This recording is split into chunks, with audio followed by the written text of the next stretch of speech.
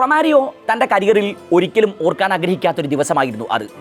The great Yohan Cruyff എന്താണ് ഇവിടെ സംഭവിക്കുന്നത് എന്നറിയാതെ ഡഗൌട്ടിനരികിൽ താടിക്ക് കൈകൊടുത്തിരുന്നു. മാൽഡീനിയെ കടന്നൊരാൾക്ക് AC മിലാന്റെ ഗോൾമുഖത്തേക്ക് സഞ്ചരിക്കാനാകുന്നില്ല പോലും. അപകടകരമായ ടാക്കിളുകളില്ല, ആക്രോശങ്ങളും അട്ടഹാസങ്ങളുമില്ല. Timing, positioning, control, the art of defence. റൊമാരിയോയും സ്റ്റോയ്സ്കോവും സഞ്ചരിച്ച വഴികളിലൊക്കെ മാൽഡീനി ഉണ്ടായിരുന്നു. ഫസ്റ്റ് വിസിൽ മുതൽ ആക്രമിച്ചു തുടങ്ങിയ ബാഴ്സലോണയുടെ റിഥം നഷ്ടമായി തുടങ്ങി. AC മിലാൻ പതിയെ കളി തങ്ങളുടെ വരുതിയിലാക്കി.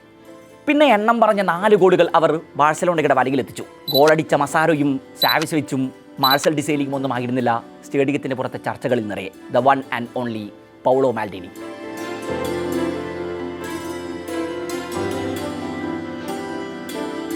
അന്നത്തെ മാൽഡീനിയുടെ പ്രകടനത്തെക്കുറിച്ച് പലരും എഴുതിയത് one of the greatest defensive performance of all time എന്നാണ്.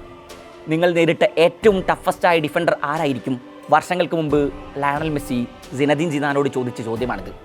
സിദാൻ അർത്ഥശങ്കക്കിടയില്ലാതെ മറുപടി പറഞ്ഞു, മാൽഡീനി, അയാൾ തന്നെ.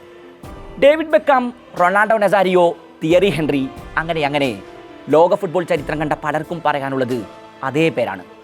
മാൽഡീനിയെ നേരിടുമ്പോഴൊക്കെ തങ്ങൾക്ക് പൊസിഷൻ മാറാൻ കഴിഞ്ഞിരുന്നുവെങ്കിൽ എന്ന് ആഗ്രഹിക്കാറുണ്ടെന്ന് സിദാനും റൊണാൾഡോ നസാരിയോയും ഒരിക്കൽ തുറന്നു പറയുന്നുണ്ട്. ഇറ്റാലിയൻ ഇതിഹാസം സെസാർ മാൽഡീനിയുടെ മകനായ പൗളോ മാൽഡീനി 1968 മിലാൻ നഗരത്തിൽ തന്നെയാണ് ജനിക്കുന്നത്.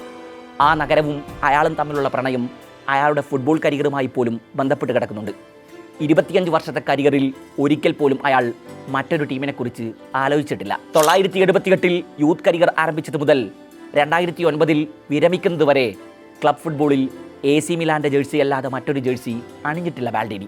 AC മിലാനൊപ്പം ഫുട്ബോളിൽ അയാൾ കീഴടക്കാനാകുന്ന ദൂരങ്ങളൊക്കെ കീഴടക്കി. 1984 തൻ്റെ 16-ാം വയസ്സിലാണ് മാൽഡീനി AC മിലാന്റെ സീനിയർ ടീമിനായി അരങ്ങേറുന്നത്.